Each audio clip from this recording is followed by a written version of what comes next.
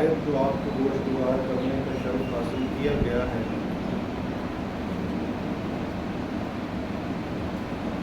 اس میں ارشاد ہوتا ہے کہ یہ رسول مکرم صلی اللہ علیہ وسلم وہ ہیں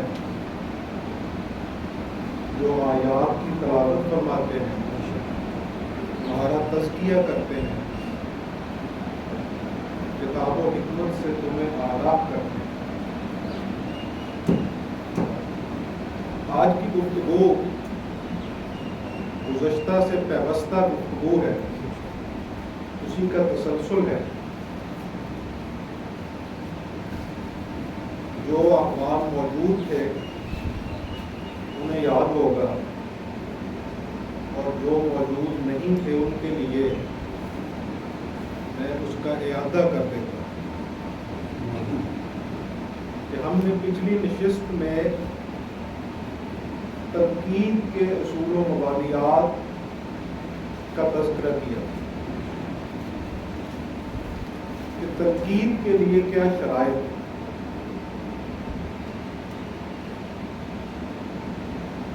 اور اس میں دیگر شرائط کے ساتھ بنیادی دو شرائط کو ہم زیر بحث لائے، جن میں سے اول شرط ادب، جس کے حوالہ سے خاک صاحب نے یہ عرض کیا تھا کہ امت کی پوری روایت اس بات کی عکاس اور غماز ہے کہ جس درجہ بالعموم بے ادبی اور بالخصوص نقد و جرح میں بے ادبی در آئی ہے، اس کا عشر عشیر کی تاریخ اسلام میں نہیں ہوئی۔ اور یہ بھی عرض کیا تھا الناس علی دین ملوکہم، چھوٹے بڑوں کے دین پہ ہوتے ہیں، تو اپنے بڑوں کا جو دین ہے وہ دین ادب ہے، اس کو تھام کے رکھو۔ ہم تصوف کو زیر بحث لا رہے ہیں کچھ نشستوں سے، اس کے اوپر جو اشکالات ہیں، اعتراضات ہیں، ان کی ضمنی بحث کے تناظر میں ہم نے پچھلی نشست میں یہ جائزہ لیا کہ تنقید کے اصول و مبادیات کیا ہیں،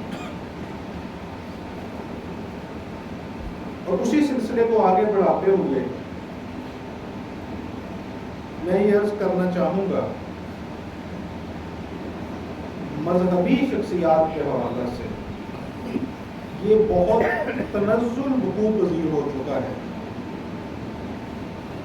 گویا آپ مذہبی پیراڈائم کو، مذہبی لبادہ کو،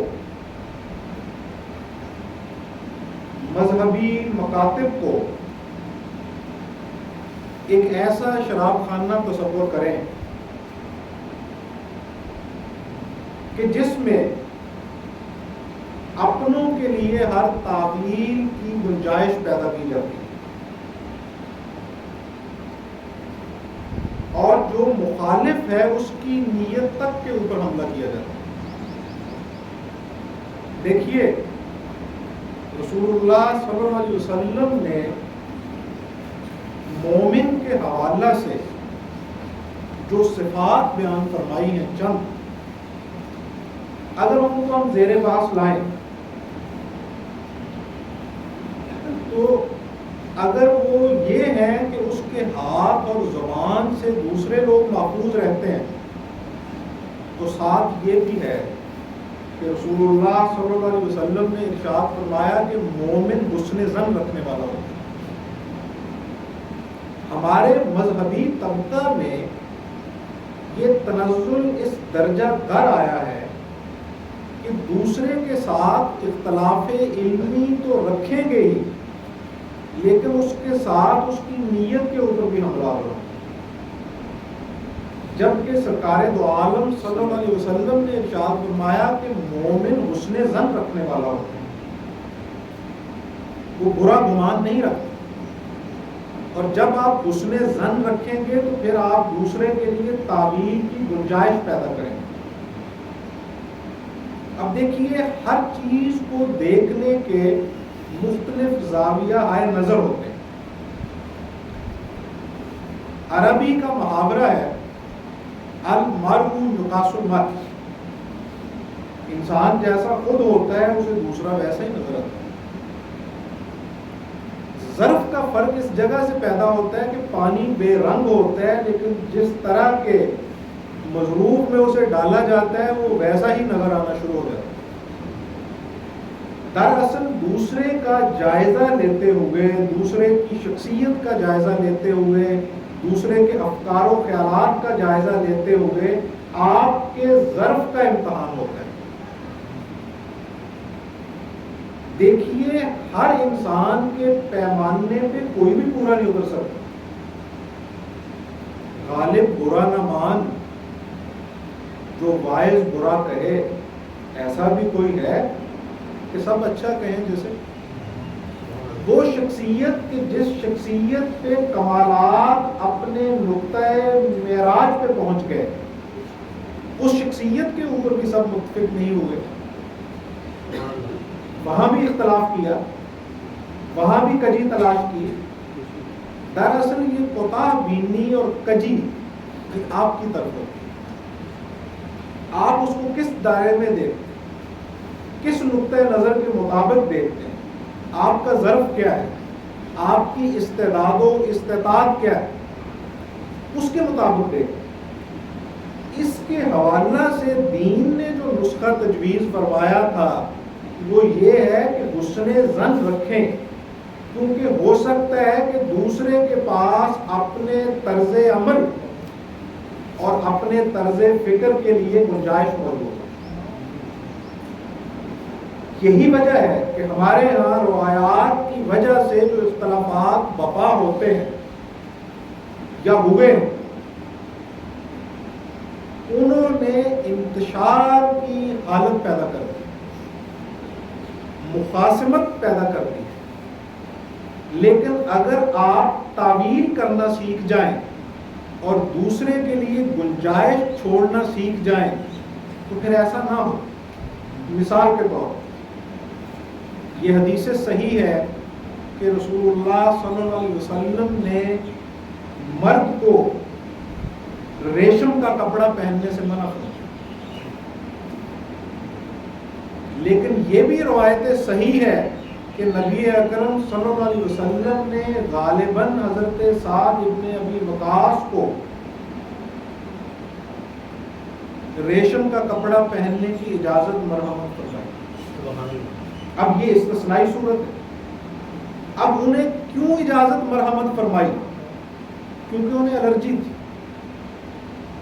انہیں جلد کا ایک ایسا عارضہ لاحق تھا کہ جس میں وہ وول کا کپڑا نہیں پہن سکتے. ان کے لیے موٹے کھدر کا کپڑا یا صوف کا کپڑا پہننا بھی ممکن نہ. تو آپ نے انہیں اجازت مرحمت فرمائی.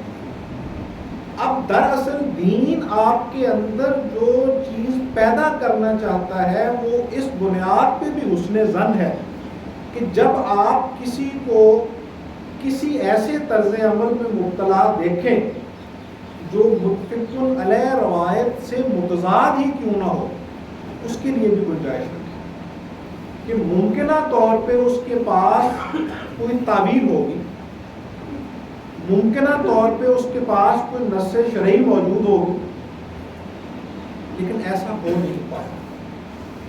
علم بہت سستا ہو. جب تحقیقی مسائل خطباء اور واعظین کے ہاتھ چڑھ جاتے ہیں تو پھر علم کا وہی حال ہوتا ہے جو ہماری سوسائٹی میں ہو رہا ہے. جو مباحث کتابوں کے تھے، جو مباحث محققین کے درمیان رہنے والے تھے، وہ ہمارے خطباء اور واعظین کی وجہ سے عوام الناس کے سامنے تر آئے. اس کا نتیجہ یہ ہوتا ہے کہ پھر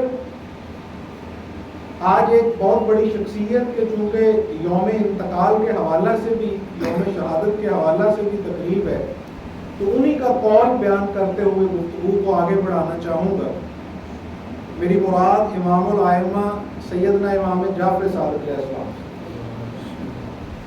جو کہ امام الائمہ ہیں، اور ان کا مقام وہ ہے کہ جس کے متعلق امام ابو حنیفہ علیہ رحمہ نے فرمایا کہ اگر مجھے وہ 1.5 سال نہ ملتا جو امام باقر اور امام جعفر صادق کی صحبت میں نے زانوِ تلمس طے کیا تو میری زندگی ضائع چلے.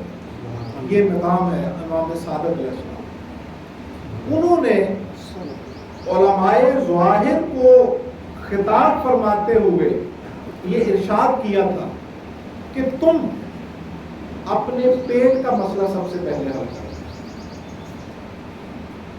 اگر تم اپنے پیٹ کا مسئلہ حل نہ کر سکے تو نتیجتاً تم پھر دین بیچو گے. جب کسی شخص کے نزدیک علم کاروبار بن جائے، عقیدہ کاروبار بن جائے، نظریہ کاروبار بن جائے تو پھر وہ حق بیان نہیں کر سکتا. انسان کو ترجیحات طے کرنا پڑتی ہیں کہ اس کے لیے کون سی چیز مقدم ہے اور کون سی چیز ثانوی درجہ رکھتی ہے. ایسا پیر جو مریدوں کا محتاج ہو وہ بھی کبھی حق بیان نہیں کر سکتا، اور ایسا خطیب اور عالم ظاہر جو سب کچھ پیٹ کے لیے کر رہا ہو وہ بھی حق و باطل کے درمیان میں اس بنیاد کو بطور تمیز نہیں ٹھہرا سکتا، کیونکہ دونوں کا جو مطمع نظر ہے وہ اور ہے، ان کی ترجیحات اور ہیں. یہ ہوئی ہے بات، ورنہ اختلاف علمی امت میں پہلے بھی موجود تھا لیکن ادب کے ساتھ. محدثین ایک دوسرے کے شاگرد اور استاد ہیں، فقہاء ایک دوسرے کے شاگرد اور استاد ہیں، لیکن اتنا شدید اختلاف علمی رکھنے کے باوجود ایک دوسرے کا ذکر ادب کے ساتھ کرتے، ذکر خیر کے ساتھ کرتے. صوفیاء میں بھی علمی اختلاف ہو. شیخ احمد سرہندی علیہ رحمہ نے مکاتیب کے اندر شیخ الاکبر محی الدین ابن عربی علیہ رحمہ سے برملا اختلاف کیا اور انہوں نے کہا ہے کہ مجھے ان سے شدید اختلاف ہے، اختلاف علمی ہے، مشاہداتی اختلاف ہے، لیکن اس کے باوجود وہ فرماتے ہیں کہ فقیر ان کو مقبولان بارگاہ الہی میں مشاہدہ کرتے ہیں، وہ اللہ کے مقبول بندے ہیں. اختلاف بھی ہے لیکن مقبول بندوں میں شمار کرتے ہیں. یعنی ہم نے تو جائزہ لیا تھا نا علماء ظواہر کے اختلافات، صوفیاء میں بھی اختلافات موجود. آپ شیخ الاکبر محی الدین ابن عربی علیہ رحمہ کی فتوحات مکیہ کا مطالعہ کیجئے، امام غزالی سے وہ اختلاف کرتے ہیں، وہ شیخ بستام سے اختلاف کرتے ہیں، اور بھی شیوخ کے ساتھ انہوں نے اپنی کتاب کے اندر اپنے اختلافات کو درج کیا ہے اور بیان کیا ہے، اس کی تنقید کی ہے، اس کی وضاحت کی ہے. لیکن اس کے باوجود ادب کا دامن تھامے رکھا، ادب کو ترک نہیں کیا انہوں نے. امام شافعی علیہ رحمہ اور امام ابو حنیفہ علیہ رحمہ کے درمیان میں اختلاف کوئی ڈھکا چھپا نہیں ہے، اختلاف موجود ہے. حتیٰ کہ فقہائے احناف اور فقہائے جعفریہ یعنی فقہ حنفی اور فقہ جعفری، ان دونوں فقہوں کے درمیان اختلافات جو ہیں، چاہے وہ اختلافات قانونی نوعیت کے ہوں چاہے وہ اختلافات عقائد کے ہوں، وہ 20 سے زیادہ نہیں. محققین نے اس کے اوپر کام کیا. فقہائے احناف اور فقہائے جعفریہ کے جو اختلافات علمی، قانونی اور عقیدہ کے ہیں وہ 20 سے زیادہ نہیں ہیں، لیکن فقہائے احناف اور فقہائے شافعیوں کے اور حنفیوں کے درمیان اختلافات اس سے کہیں زیادہ ہیں، وہ 20 ہیں. لیکن اس کے باوجود امام شافعی علیہ رحمہ جب امام ابو حنیفہ علیہ رحمہ کی قبر پہ حاضر ہوئے تو وہاں پہ نماز کا وقت ہوا تو انہوں نے جماعت کی تو اس میں رفع دین نہیں کیا، ترک رفع دین کے ساتھ انہوں نے امامت. اب ان کے جو تلامذہ تھے انہوں نے عرض کیا کہ حضرت ہمارے نزدیک تو رفع دین ضروریات نماز میں سے ہے، تو آپ نے اس کو ترک کر دیا. تو امام شافعی نے فرمایا کہ مجھے حیا آئی, ایک بہت بڑی شخصیت کا ادب حائل ہو گیا کہ اس شخصیت کی قبر پہ کھڑا ہو کے میں اپنے نقطۂ نظر کو نافذ کرنے کی جسارت کروں. مجھے یہ حیا ہوئی کہ اس شخصیت کے سامنے کھڑا ہو کے میں اپنا استدلال اور استنباط باقی رکھوں. اس لیے میں نے سرنڈر کیا اور میں نے بغیر رفع دین کے نماز کی.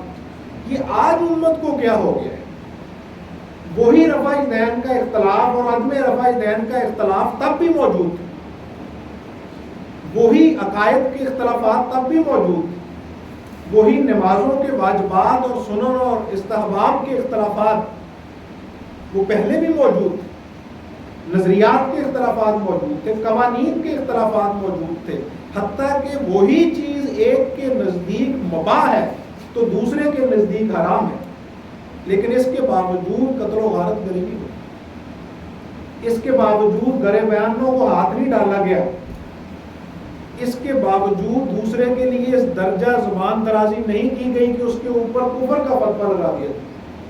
ہمارے یہاں فتویٰ اتنا آسان ہو گیا ہے اور اتنا تنزل پذیری کا شکار ہو گیا کہ ہمارے پاس کفر سے کم تر فتویٰ دینے کے لیے اور کوئی فتویٰ ہی موجود ہے. یہ بہت آسان ہو گیا, حالانکہ مفتی کا منصب اتنا حساس منصب ہے کہ امام ابو حنیفہ نے اسے قبول نہیں کیا. بادشاہ وقت نے انہیں کہا کہ قاضی القضاء, جسے ہم جدید زبان میں چیف جسٹس کہتے ہیں, کہ اس عہدے کے لیے آپ سے بہتر کوئی شخص نہیں ہے, آپ اس کے اوپر متمکن ہوں, اس عہدے کے اوپر بیٹھ کے اس کو فضیلت بخشیں, اس عہدے کو. اس انداز سے وہ خواستگار ہوا. امام ابو حنیفہ علیہ رحمہ نے فرمایا کہ میں اس عہدے کا اہل نہیں. یہ وہ شخص کہہ رہا ہے جس کے متبعین اور جس کے مقلدین آج بھی امت محمدیہ صلی اللہ علیہ وسلم میں سب سے زیادہ ہے. اگر مسلمانوں کی تعداد 1.5 ارب یا کم و بیش ہے تو اس 1.5 ارب میں سے وہ 80 کروڑ کے قریب حنفی ہیں. اور میں یہ ترجیح بیان نہیں کر رہا, ہمارا مشرق جو ہے وہ تو صوفیہ کا مشرق, ہمارا مشرق تو ائمہ متقدمین کا مشرق. ہم تو اس فرقہ پرستی, اس اختلافی امور کی جو آج نوعیت پیدا ہو گئی ہے اس کے اوپر 1% بھی بلیو نہیں رکھتے. ہمارا نقطۂ نظر تو ہے الناس علی دین ملوک, کہ چھوٹے بڑوں کے دین پہ ہوتے. ہم تو ائمہ متقدمین کے دین پہ ہیں, لیکن دیکھیے کہ احناف میں معین الدین اجمیری جیسے لوگ ہیں, سید علی حجویر جیسے لوگ ہیں, احناف میں شاہ ولی اللہ محدث دہلوی جیسے لوگ ہیں, شیخ عبدالحق محدث دہلوی جیسے لوگ ہیں, شیخ عبد القدوس گنگوہی جیسے لوگ ہیں, شیخ یحییٰ منیری جیسے لوگ ہیں. اتنی بڑی بڑی شخصیات احناف کے ساتھ تعلق رکھتی. ابو نجیب سہروردی, بہاؤالدین زکریا, یہ سب شخصیات حنفی اور مشرق تھیں. فقہ کے اعتبار سے, مسلک کے اعتبار سے یہ حنفی مسلک کو فالو کرنے والے لوگ. اس کے باوجود وہ شخصیت کہتی ہے کہ میں اس عہدے کا متحمل نہیں ہوں. کون سا عہدہ؟ وہی عہدہ کہ جو آج اتنا سستا اور عام ہو گیا ہے کہ پاکستان میں سب سے سستے 2 عہدے ہیں, مفتی کا اور ایک طبیب کا.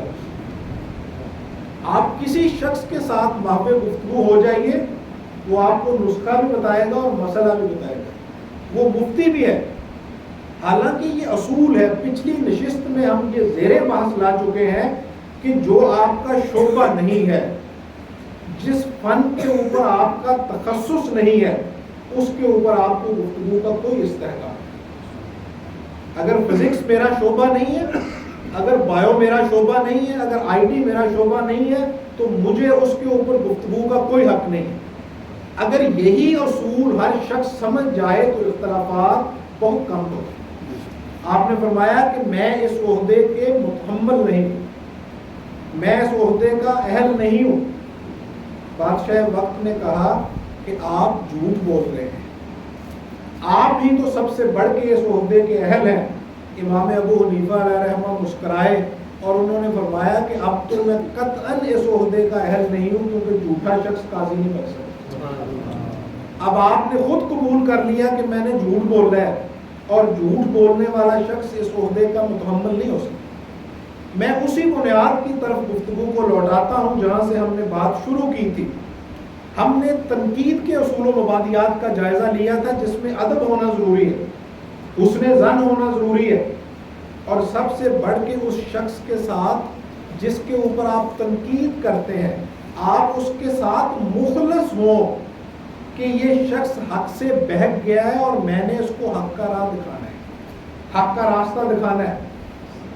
اور یہ کیفیت تو ہمارے علماء ظاہر میں موجود نہیں، بلکہ یہ تو ایسی تعبیر کرتے ہیں، یعنی گویا یہ وہ شراب خانہ ہے جس میں اپنوں کے لیے ہر تعبیر فراہم کی جاتی ہے، جتنی بھی، یعنی جس طرح ہماری سیاسی جماعتوں میں ہوتی ہے۔ میرا سیاست نہ کوئی اوڑھنا بچھونا ہے، نہ مطمع نظر ہے، نہ میں اس میں حصہ لیتا ہوں، لیکن ازراہ تنزل بات سمجھانے کے لیے بطور تمثیل عرض کرتا ہوں کہ جس طرح سیاسی جماعتوں میں ہوتا ہے کہ جو آپ کے ساتھ ہے وہ فرشتہ ہے، اور جو آپ کا ساتھ چھوڑ جائے وہ غدار ہے، جو آپ کے ساتھ ہے وہ دودھ کا دھلا ہوا ہے، اور جو آپ کے ساتھ اختلاف رکھے اس سے بڑا بد عقیدہ کوئی نہیں ہے۔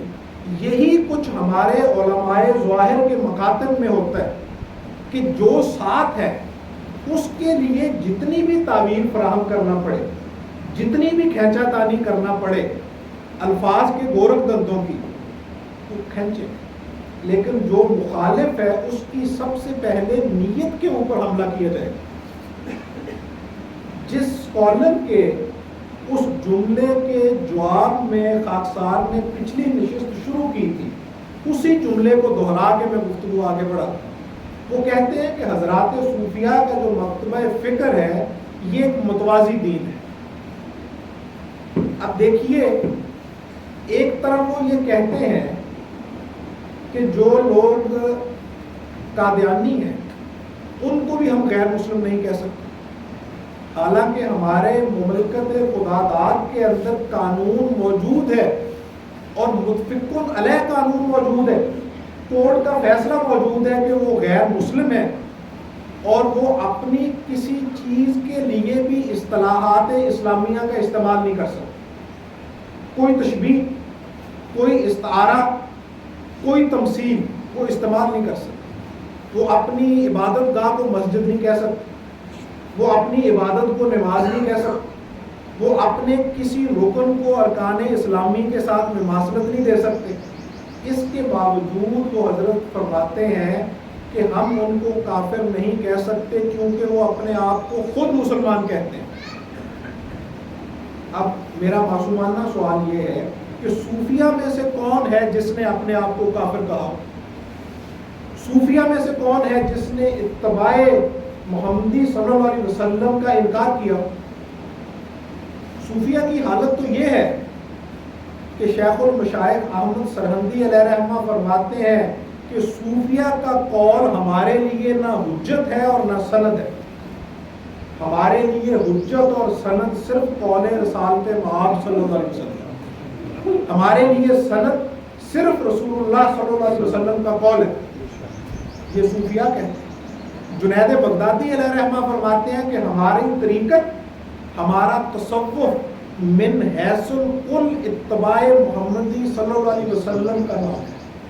اس کتابیں شیخ الاکبر محی الدین ابن عربی علیہ رحمہ فرماتے ہیں فتوحات مکیہ کے مقدمہ میں کہ کوئی بھی مکاشفہ ہو، کوئی بھی مشاہدہ ہو، ہم اس کو سیرت محمدیہ صلی اللہ علیہ وسلم کے سامنے پیش کرتے ہیں۔ اگر وہ رسول اللہ صلی اللہ علیہ وسلم کی سیرت کے مطابق ہو تو فابہا، بصورت دیگروں سے دیوار پر مار دیتے ہیں۔ صوفیہ سے زیادہ متبع سنت کون ہے؟ صوفیہ سے زیادہ رسول اللہ صلی اللہ علیہ وسلم کی سنت کو جاننے والا کون؟ صوفیہ کو تو وہ مقام حاصل ہے کہ جسے رومی نے کہا ہے کہ لوح محفوظ است پیش اولیاء، کہ لوح محفوظ ان کے پیش نظر ہوتی ہے۔ رسول اللہ صلی اللہ علیہ وسلم نے فرمایا کہ مومن کی فراست سے ڈرو، وہ اللہ کے نور سے دیکھتا ہے۔ اور جو اللہ کے نور سے دیکھتا ہے اسی کے متعلق امام احمد بن حنبل نے فرمایا تھا، جب بشر حافی کے تناظر میں پوچھا احباب نے کہ حضرت آپ ان کے پیچھے ننگے پاؤں کیوں پھرتے ہیں، وہ تو ایک دیوانہ ہے، آپ تو محدث ہیں، آپ تو مفسر ہیں، آپ تو فقیہ ہیں. آپ نے فرمایا کہ یہ درست ہے کہ کتابوں کا علم میں اس سے زیادہ رکھتا ہوں، لیکن یہ بات بھی درست ہے اور تیقن کے درجے کی ہے کہ صاحب کتاب کا علم وہ مجھ سے کہیں زیادہ.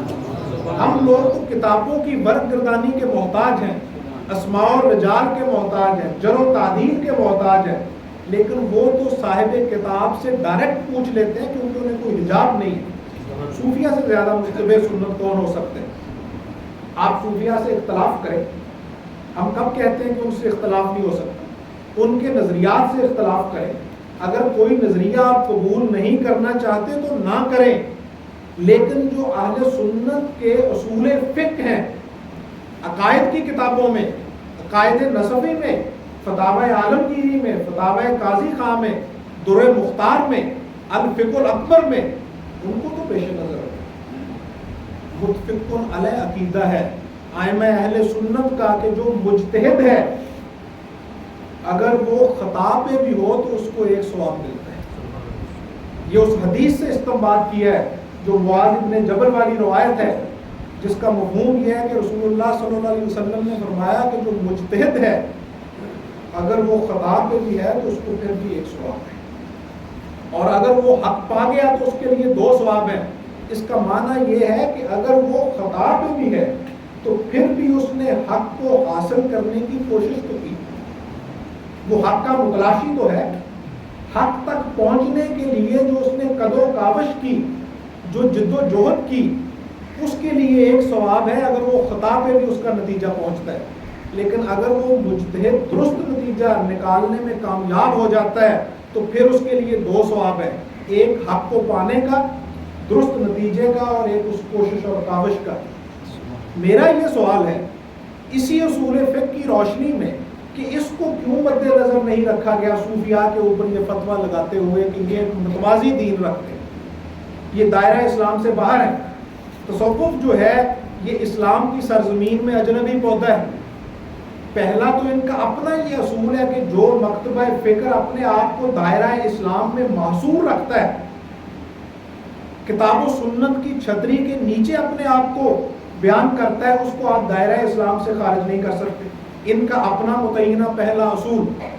دوسرا اصول یہ کہ اگر اس کا اجتہاد ہونا کتاب و سنت پہ مبنی چاہیے، ہونا قرآن و حدیث کی بنیاد پہ چاہیے. اگر وہ اجتہاد غلط بھی ہے تو پھر بھی ایک ثواب ہے. چلیں عذرائے تنزل ہم یہ مان لیتے ہیں کہ صوفیاء کے جو نظریات ہیں، صوفیاء کے جو عقائد ہیں، ان کا اجتہاد غلط ہے.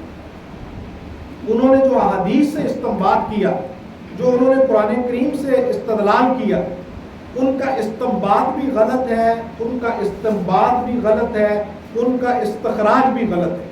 ہم اس بات کو عذرائے تنزل قبول کر لیتے ہیں، لیکن اپنا ہی ان کا اصول ہے کہ اگر اس کا نتیجہ مجتہد کا غلط بھی ہوا تو ایک ثواب ہے. دائرہ دین سے تو آپ خارج اسے پھر بھی قرار نہیں دے سکتے.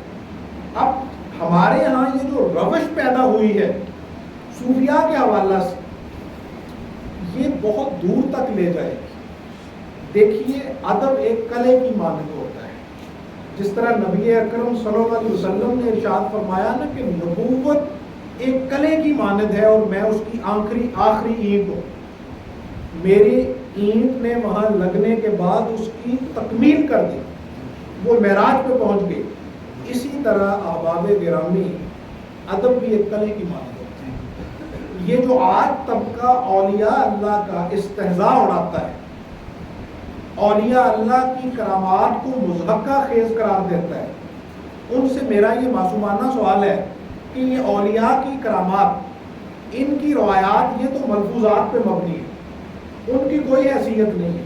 پھر نتیجہ کیا نکلے گا کہ جو قرآن کریم میں کرامات بیان ہوئی ہیں وہ بھی تو خلاف عقل ہے. میرا اس وقت سر دست یہ موضوع بحث تو نہیں ہے کہ عقل سے مراد کیا ہے. لیکن بالاختصار میں یہ عرض کرنا چاہوں گا کہ جب آپ یہ کہتے ہیں کہ فلاں چیز خلاف عقل ہے تو آپ کی اس سے مراد کیا ہوتی ہے؟ یعنی عقل سے مراد کیا ہے، پہلے اس کو طے کریں۔ ایک عقل جزوی ہے، ایک عقل مطلق ہے، یعنی ایک عقل جزوی ہے، ایک عقل کل ہے، ایبسولوٹ عقل ہے۔ اب جو عقل کل ہے کیا یہ چیز اس کے خلاف ہے یا جو آپ کی عقل ہے اس کے خلاف؟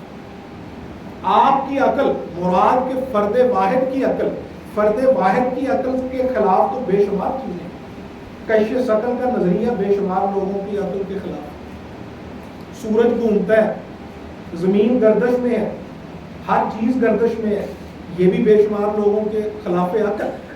کمپیوٹر کسی شخص کے سامنے رکھ دیں جس نے کمپیوٹر کو ہاتھ نہیں لگایا، وہ سارے کا سارا اس کے خلاف عقل۔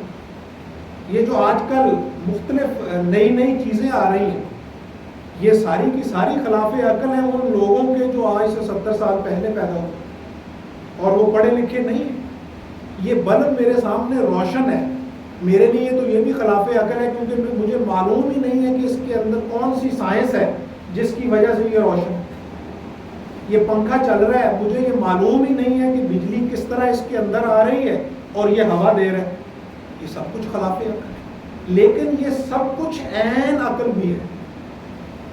جس طرح یہ سب چیزیں خلاف عقل ہیں، اسی طرح یہ سب کچھ عین عقل بھی ہیں، کیونکہ یہ سب کے سب عقل کے مظاہر ہیں۔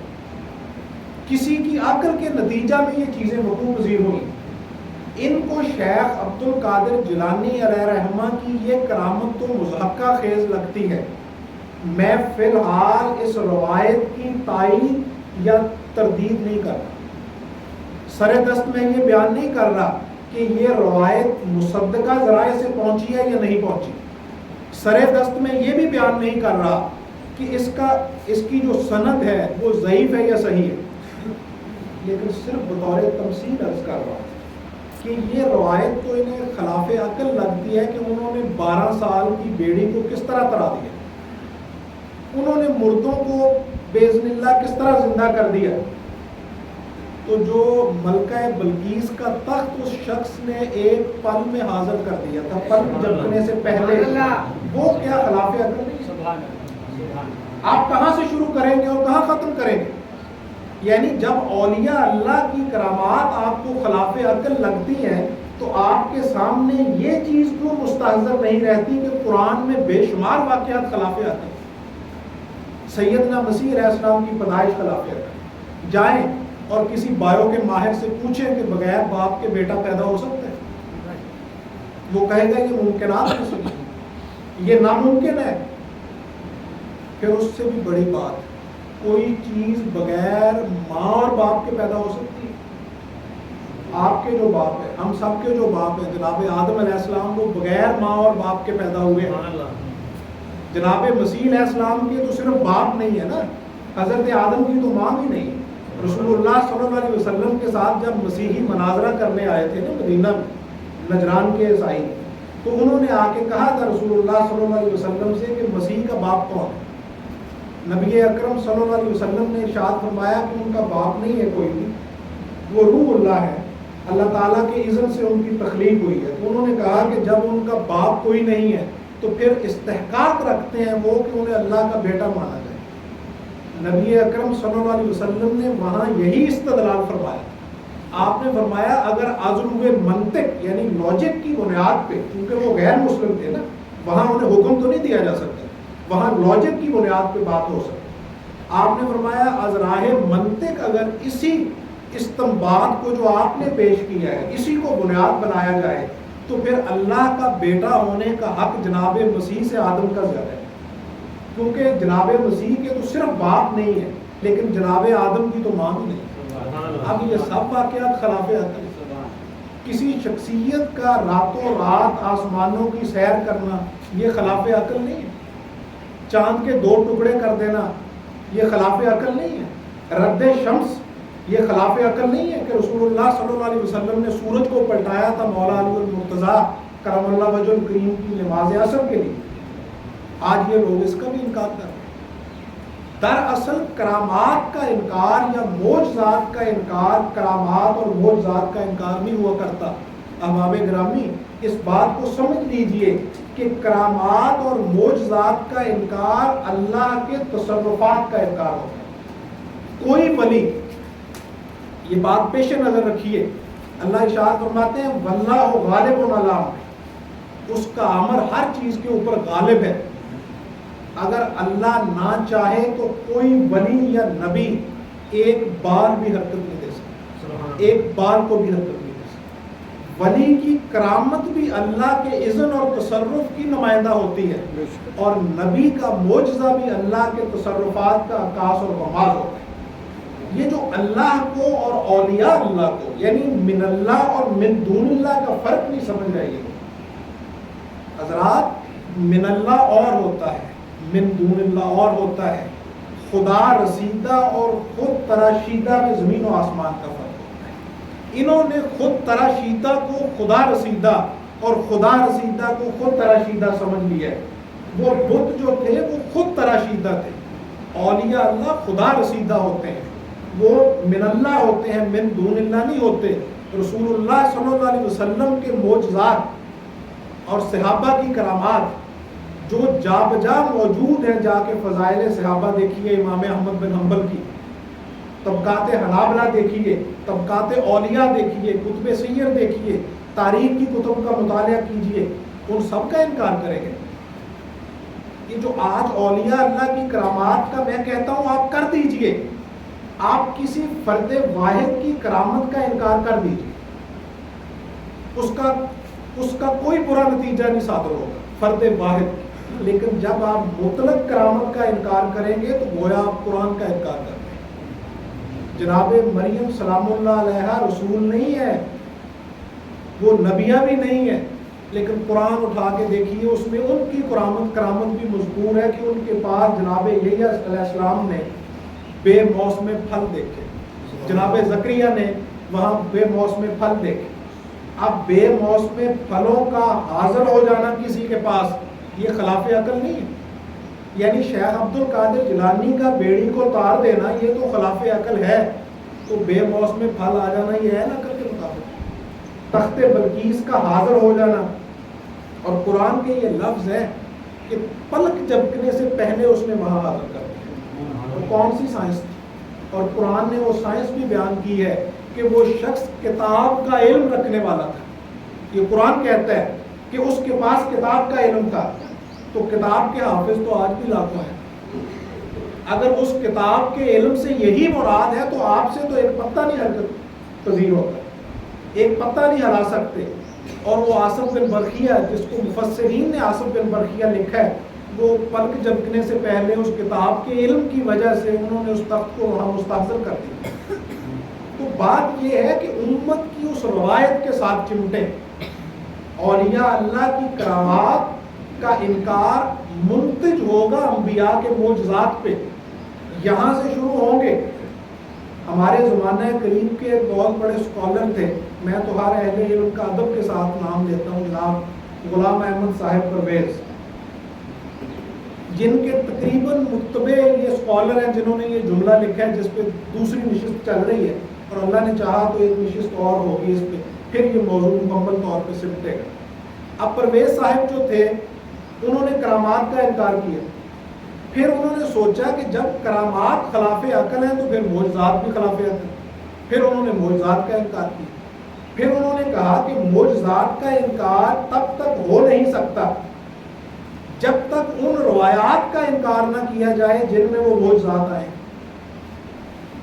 پھر انہوں نے احادیث کا انکار کر دیا۔ یعنی ادب جو ہے یہ اس قلعے کی پہلی اینٹ ہے، جب یہ نکلے گی، یعنی یہ جو آج کے جدید اسکالر ہیں اولیاء اللہ کا ذکر کر کے یہ استہزاء اڑاتے ہیں، طنز کرتے ہیں، تمسخر اڑاتے ہیں، اور یہ سمجھتے ہیں کہ ہم امت کو رسول اللہ صلی اللہ علیہ وسلم کے ساتھ جوڑ دیں، یہ ہرگز نہیں جوڑے گی۔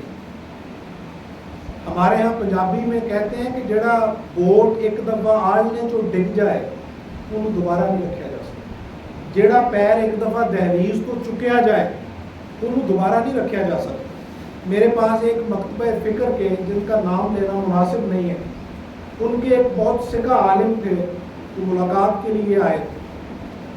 دوران گفتگو انہوں نے اپنے مکتبہ فکر کے حوالہ سے شکوہ کیا.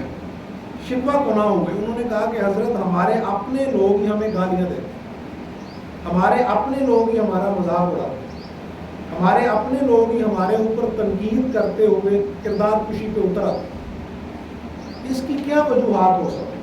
تو میں نے عرض کیا کہ حضرت اس کی وجوہات جو ہیں وہ متعدد ہو سکتی ہیں، لیکن جو مجھے اس کی بڑی وجہ سمجھ آئی وہ وجوہ صرف ایک ہے. وہ یہ ہے کہ آپ نے انہیں ادب سکھایا ہی نہیں، آپ نے انہیں ادب سکھایا ہی نہیں، آپ نے انہیں حسن ظن بتایا ہی نہیں، آپ نے انہیں سپیس دینا بتایا ہی نہیں، لحاظ کرنا نہیں بتایا.